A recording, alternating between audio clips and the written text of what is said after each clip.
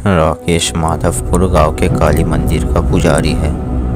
गांव के जमींदार हैं श्री आदित्यनाथ शर्मा।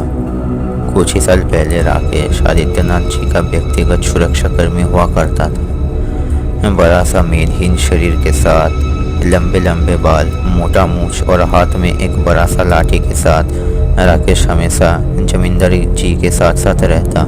ये बात है अंग्रेज़ों के समय का। तब देश के छोटे मोटे राजा और जमींदार बस नाम मात्र के शासक थे। असल राजा थे ये अंग्रेज़। राजा और जमींदारों का प्रमुख काम था लोगों से कर्ज लेकर अंग्रेज़ों को देना। दिन ब दिन अंग्रेज़ों का लालच बढ़ रहा था और उन्हें संतुष्ट करने के लिए ये चमचे लोगों को अत्याचार कर उनसे पैसे ले लेते कर्ज के नाम पर। इस तरफ आदित्यनाथ देश के वो चुनिंदा जमींदारों में से थे जो स्वाधीन थे। वो लोगों के बहुत करीबी इंसान थे, उन्हें सहायता करते और कर्ज भी माफ़ किया करते। साथ ही आदित्यनाथ जी अन्याय के खिलाफ आवाज़ उठाते थे, इसीलिए उनके शत्रुओं का संख्या कम नहीं था। इसी कारण वे राकेश को अपना अंगरक्षी नियुक्त करते हैं। वो उनके परिवार का सदस्य समान था। कई बार जमींदार जी पर प्राणघाती हमला हुआ है, बस राकेश के वजह से वे आज तक जिंदा हैं। एक दिन आदित्यनाथ जी को खबर मिलता है कि अंग्रेज सरकार उनकी ज़मींदारी पूरी तरह कब्जा करने के लिए वेलिंगटन नामक एक जनरल के नेतृत्व में लगभग 2000 सैनिकों को भेज रही है।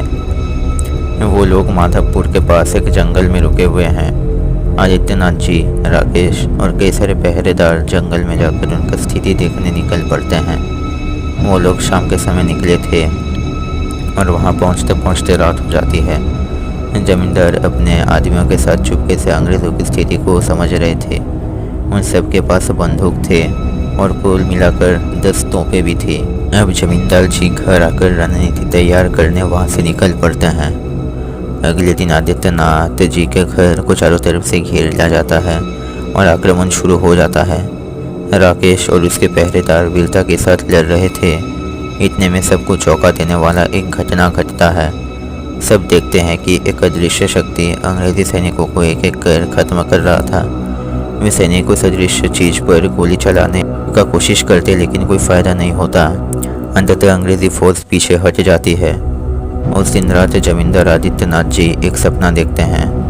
वहाँ वे अपने गुरु स्वर्गत विशंबर नाथ जी को देखते हैं। विशंबर नाथ जी कहते हैं, क्या हुआ आदित्य, तुम्हें लगा तुम्हारे गुरु तुम्हें छोड़कर चले गए हैं?